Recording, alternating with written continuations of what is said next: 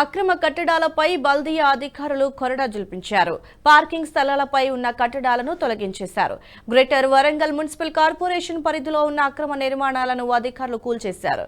ఉదయం వరంగల్ చౌరస్తా నుండి ఎంజీఎం జంక్షన్ వరకు పార్కింగ్ స్థలాలలో అక్రమంగా నిర్మాణాలు చేపట్టిన వాటిని తొలగింపు చేశారు. ఇక ప్రజల నుండి వస్తున్న ఫిర్యాదుల మేరకు తాము అక్రమ నిర్మాణాలు కూల్చేస్తామని, ఇకనైనా రోడ్డు సైడ్ ఉన్న వ్యాపారులు నిర్మాణం కోసం తీసుకున్న పర్మిషన్లో నిర్మాణాలే చేపట్టాలని, పార్కింగ్ స్థలాలలో నిర్మాణాలు చేపట్టితే కఠిన చర్యలు తీసుకుంటామని వరంగల్ సిటీ ప్లానర్ వెంకన్న తెలిపారు.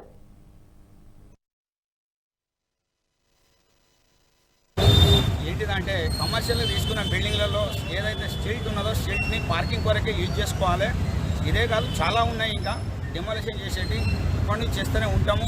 మీరు రిస్టోర్ చేసుకోండి. స్ట్రీట్ని మాత్రం ఎట్టి పరిస్థితుల్లో పార్కింగ్ కొరకే యూజ్ చేయాలి. దానివల్ల ఏమవుతుందంటే రోడ్డు మీద వీళ్ళ బిజినెస్కి వచ్చే వాళ్ళంతా రోడ్డు మీద బండ్లు పెట్టడం వల్ల ప్రజల నుండి ఊకే మాకు కంప్లైంట్ రావడం, స్ట్రీట్ని మిస్యూజ్ చేయడం, దాంట్లో భాగంగానే ఇలా ఈ స్ట్రీట్ని క్లియర్ చేశాము.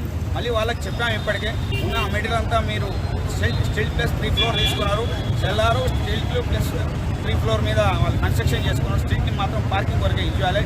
దయచేసి ప్రతి ప్రజలకు, ప్రతి ఓనర్స్కు, ప్రతి బిజినెస్ మ్యాన్కి చెప్పేది అది మీ కొరకే మేము చేసేది, మాకేం పర్సనల్ ఏం లేదు. కాబట్టి స్ట్రీట్ని పార్కింగ్ కొరకే యూజ్ చేసి యాజ్ పర్ అప్రూవల్ ప్లాన్ ప్రకారంగా మీరు యూజ్ చేసుకుంటే మీకు లాస్ కాదు. ఇప్పుడు మిస్యూజ్ చేయడం వల్ల ఏదైతే ఓనర్స్ ఉన్నారో వాళ్ళకు కూడా లాస్ అయ్యి మాకు కూడా వ్యయ ప్రయాసం ఇది డిమోలిషన్ చేయడం, ఏమంతా మ్యాన్ పవరింగ్ చేసుకోవడం కూడా. కాబట్టి దయచేసి ఏదైతే మళ్ళీ కోరుకునేది స్ట్రీట్ని మాత్రం పార్కింగ్ కొరకు యూజ్ చేస్తే ప్రజలకు మంచిది, మనకు కూడా మంచిది, మీకు కూడా సాఫీగా ఏది బిజినెస్ నడుస్తుందని కోరుకుంటూ కమిషనర్ గారు ఇచ్చినటువంటి రిక్వెస్ట్ లెటర్ మీద ఈరోజు ఉదయం 7 గంటల నుంచి వరంగల్ చౌరస్తా నుంచి ఎంజిఎం హాస్పిటల్ వరకు ఉన్నటువంటి ఎంక్రోచ్మెంట్స్ని క్లియర్ చేయడానికి ఫుట్పాత్ మీద అండ్ ఇల్లీగల్ కన్స్ట్రక్షన్స్ చేయడం జరిగింది.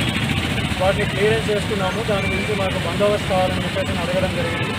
ఈ విషయాన్ని మా ఉన్నతాధికారులను దృష్టి తీసుకెళ్ళి వాళ్ళ ఉత్తర్వుల మేరకు ఒక 30 మంది సిబ్బందితో ఈరోజు వచ్చేసి ఈ ఎంక్రోచ్మెంట్ క్లియరెన్స్ చేసుకుంటే మేము వాళ్ళకి రక్షణగా ఉండడం.